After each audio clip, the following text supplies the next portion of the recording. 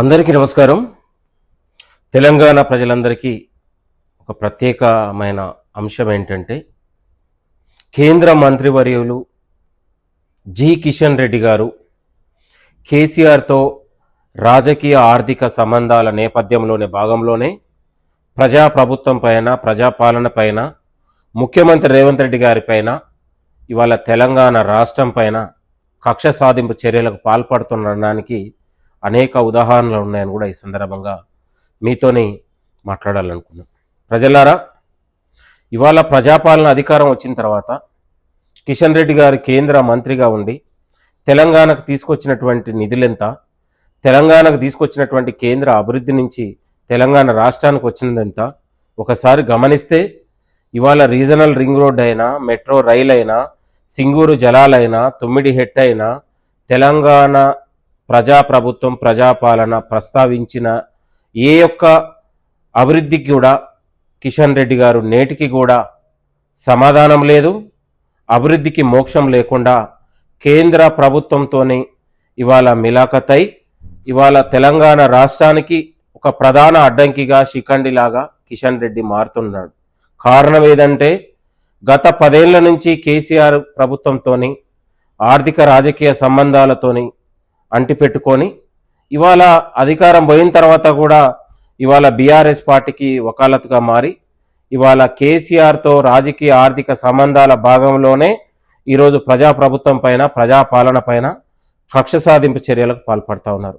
కిషన్ రెడ్డి గారు, ఇవాళ తెలంగాణ ప్రజలు మిమ్మల్ని 8 మంది ఎంపీలని కేంద్రానికి పంపితే తెలంగాణకు తీసుకొచ్చింది మీరు గుండు సున్నా. 2 సార్లు బడ్జెట్ సమావేశాల్లో తెలంగాణకు గుండు సున్నా వచ్చినా కూడా మీ యొక్క ఏనాడు కూడా మీరు కేంద్ర ప్రభుత్వం దగ్గరికి వెళ్ళి తెలంగాణ అంశాలు కానీ, తెలంగాణకు జరిగిన అన్యాయం గురించి ఏ ఒక్కరోజు కూడా మాట్లాడలేదు. మరి తెలంగాణ ప్రజలు మిమ్మల్ని 8 మందిని పార్లమెంటుకు పంపిస్తే కనీసం మీకు ఇవాళ మానవత్వంతో ఎక్కడన్నా మీరు మాట్లాడారా అనే విషయాన్ని ఈరోజు మాట్లాడుతూ ఉన్నాను.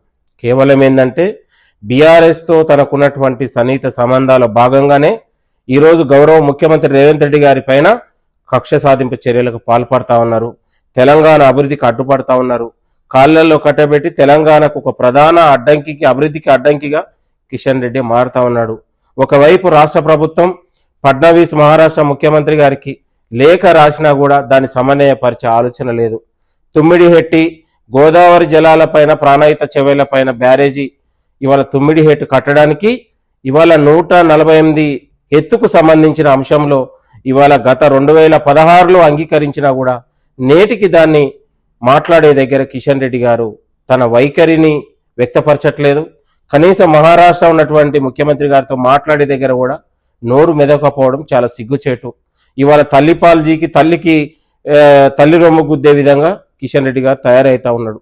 ఏ తెలంగాణ పుట్టినటువంటి కిషన్ రెడ్డి తెలంగాణ రాష్ట్రానికి తీరని అన్యాయం చేస్తా ఉన్నాడు. కేంద్ర మంత్రిగా ఉండి కనీసం నిధులు తెచ్చే దగ్గర ఇవాళ కేంద్ర ప్రభుత్వం దగ్గర బీఆర్ఎస్, బీజేపీ నాయకులు ఈరోజు అభివృద్ధికి అడ్డుపట్టే ప్రయత్నం జరుగుతూ ఉన్నాడు.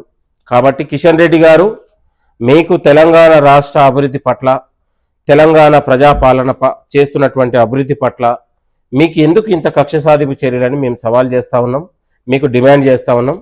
దయచేసి తెలంగాణ చేస్తున్నటువంటి అభివృద్ధి కార్యక్రమాలు, ఇవాళ రీజనల్ రింగ్ రోడ్డు కావచ్చు, మూసీ ప్రాజెక్టు కావచ్చు, మెట్రో రైలు కావచ్చు, ఇవాళ ప్రాణహిత చేవేళ్ల తుమ్మిడిహెట్టు దగ్గర నిర్మిస్తున్న ప్రాజెక్టు అంశంలో కావచ్చు, సింగూరు గోదావరి జలాల్లో ఉన్నటువంటి హైదరాబాద్ తరలింపు దగ్గర కేంద్ర ప్రభుత్వ సహకారం ఎంత, మీ యొక్క సహకారం ఎంత అనేది ప్రజలకు తెలియజేయాల్సిన అవసరం ఉంది. నేటికి వడ్ల కొనుగోలులో కేంద్ర ప్రభుత్వం వహిస్తున్నటువంటి వైఖరితోనే ఇవాళ తెలంగాణ రైతులకు తీరని అన్యాయం చేస్తా ఉన్నారనే విషయాన్ని కిషన్ రెడ్డి గారికి తెలుసుకోవాల్సిన అంశం ఉందని కూడా కోరుతా ఉన్నాం. లేకపోతే బీజేపీ నాయకుల్ని అడుగడుగున ప్రతి గ్రామంలో, ప్రతి పల్లెల్లో తెలంగాణ అంతటా నిలదీస్తాం. ఖచ్చితంగా మళ్ళీ మీరు పార్లమెంటు సమావేశాలకు ఎట్లా పోతారో, వచ్చేసారి ఎట్లా పోటీ చేస్తారో తెలంగాణ ప్రజలు గల్లా పట్టుకొని మిమ్మల్ని అడుగుతామని కూడా ఈ సందర్భంగా డిమాండ్ చేస్తా ఉన్నాం. తెలంగాణ అభివృద్ధి పట్ల మీ వైఖరి ఎంత తెలియజేయాలని కూడా హెచ్చరిస్తా ఉన్నాం. థ్యాంక్ యూ, నమస్తే.